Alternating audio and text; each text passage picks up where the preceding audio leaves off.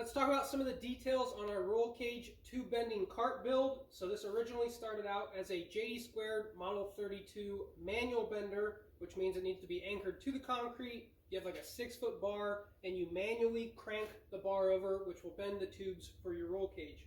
I kind of have a small garage and don't have a lot of room to anchor that to the concrete, which is why I opted to do an electric over hydraulic conversion and a cart build. So this is mobile. I can take this anywhere out in the driveway to a buddy's house or whatever. So this is a JD2 Model 32. We have a primary movers 12-volt hydraulic pump. We have a large deep cycle marine grade battery, which lasts a long time. I've operated this thing up and down 20 different times within an hour, bent a lot of tubes, threw a trickle charger at the end of the night, and it lasted, it took like 3 hours to back to full charge. So the battery 12-volt lasts quite a long time. And on the back side, we have our cylinder mounted. This is a Maxim. It's a 24-inch reach cylinder with a 1.25 rod diameter. So this thing will bend a tube to a full 90 degrees in about 8 seconds.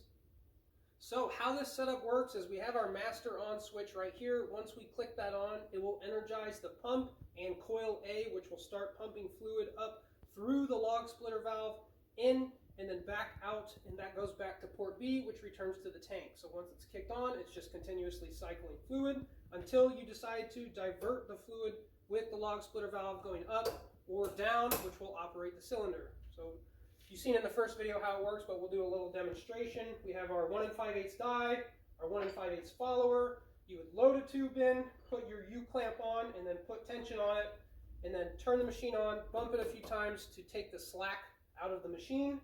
Put your degree wheel to 0, and then you're ready to bend.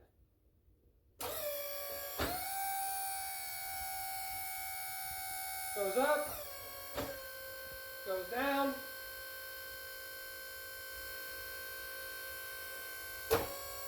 and shuts off. That's pretty much the simple operations of how this works.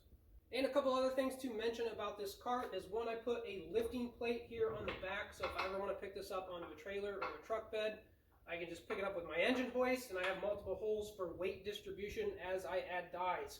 These dies are about $300 a pop, so they're really expensive, so I only have a couple of them. I have like $1,500 in this entire cart build, not including the dies. And the other thing is these pegs. I like these to hold my future dies. And the last thing is the US General tool cart. So this holds all my specialty measuring tools or tube notching tools, stuff like that, for roll cage building. And lastly, we made us a little cover for long-term storage, keep all the dust and metal shavings off of it. Still have access to our lifting plate if we ever take it down the road and it's raining and stuff like that. But if you want to know more about it, I have a long, stupid long 30-minute video on my YouTube channel at The King Koopa, where I talk about every single detail of the tube bending cart and have direct links to everything in the description of the video. So hope that helps you guys out. Thanks for watching.